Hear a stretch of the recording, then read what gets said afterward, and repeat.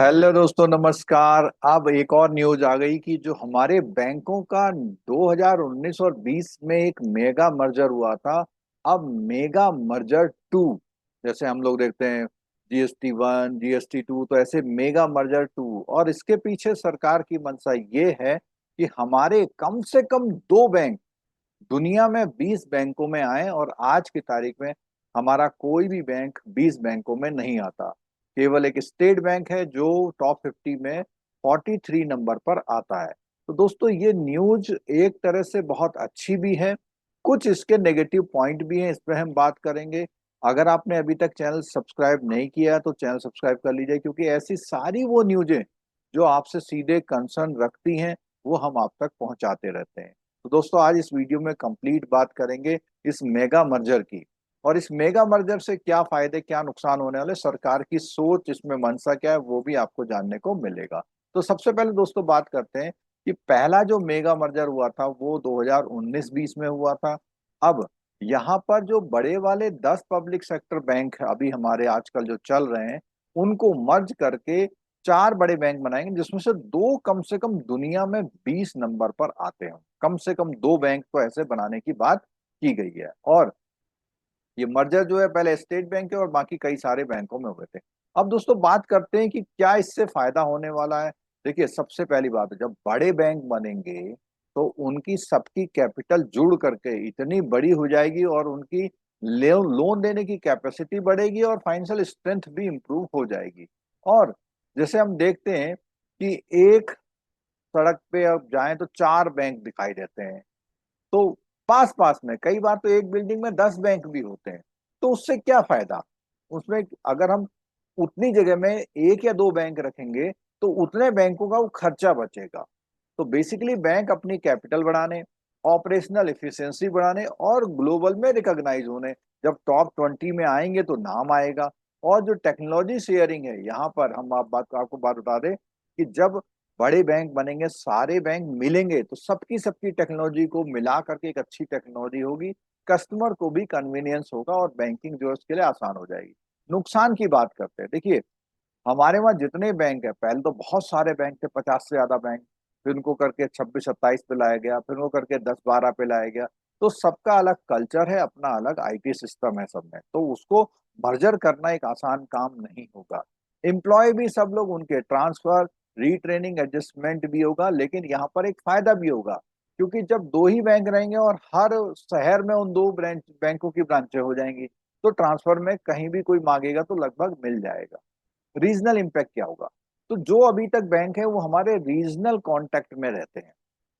जैसे हम बात करते थे पहले स्टेट बैंक ऑफ पटियाला, या हम आज की तारीख में बैंक ऑफ बड़ौदा। तो कुछ बैंक किसी एरिया के लोग पसंदीदा बैंक हुआ करते हैं, जब वो मर्ज हो जाएंगे तो मर्ज होने के बाद थोड़ा यहाँ पर दिक्कत भी होगी और सर्विस डिस्ट्रप्शन होगा। अब उसमें क्या, शुरू शुरू में आईएफएससी कोड हमारा इतना है, तुम्हारा कितना है, ये कंफ्यूजन्स पैदा हो जाएंगे। और उसके अलावा रिस्क कंसंट्रेशन, जब बड़े बैंक होंगे तो वो बड़े बैंक में बड़ा अमाउंट करेंगे, बड़ी एक्टिविटी में करेंगे, तो उससे भी रिस्क ज्यादा बढ़ जाएगा।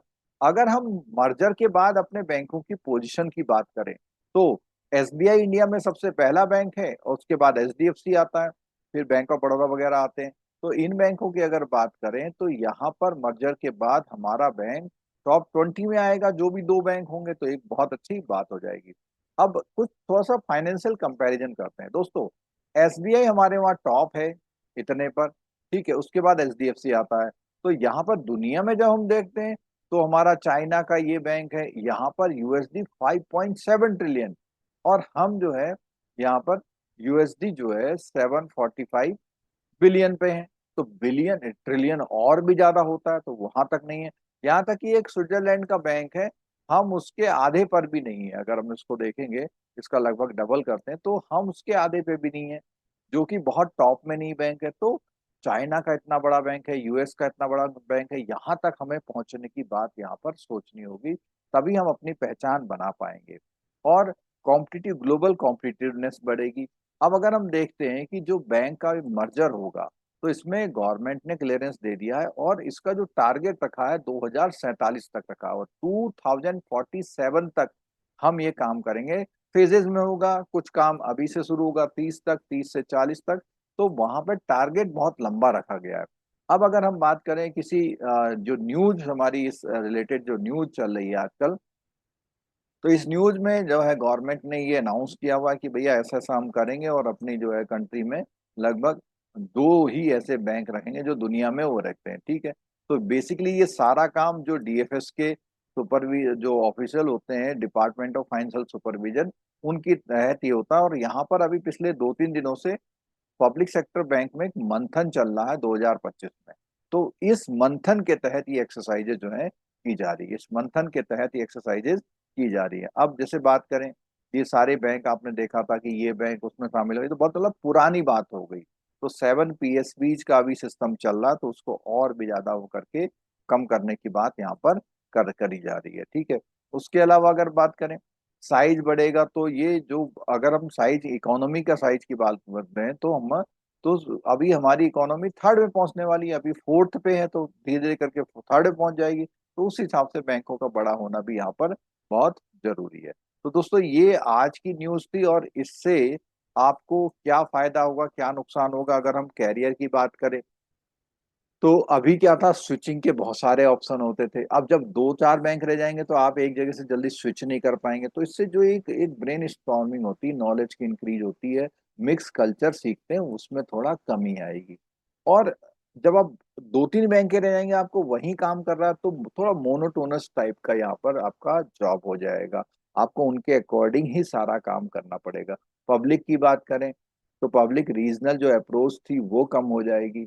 हाँ, साइज में बहुत बड़ा हो जाएगा, बिल्कुल ठीक है, लेकिन जो रीजनल अप्रोच रहती थी, एक नाम रहता था वहां पे कि भाई मेरा बैंक वाला है, तो वहां पे कन्वीनियंस जो होती थी वो नहीं होती। हालांकि टेक्नोलॉजी के मामले में, क्योंकि अब टेक्नोलॉजी आ गई है, तो टेक्नोलॉजी से क्या हो सकता है कि ये सब दिक्कतें नहीं आए, लेकिन अल्टीमेटली ग्लोबल स्टैंडर्ड में हमको जाना है, तो सरकार का एक अच्छा कदम माना जा सकता है। क्योंकि अभी पीछे जो कंसोलिडेशन हुआ था मेगा मर्जर एक का, तो उससे भी बहुत ज्यादा पब्लिक को थोड़े दिन दिक्कत आई थी, लेकिन आजकल सब कुछ जो है स्ट्रीमलाइन वो चल रहा है। तो दोस्तों ये मैंने इस सब्जेक्ट पे आज वीडियो बनाया है। आप सभी से रिक्वेस्ट है, वीडियो अच्छा लगा हो तो लाइक करिएगा, और इसको सब लोगों के साथ सब्सक्राइब भी करिएगा। ठीक है, थैंक यू सो मच।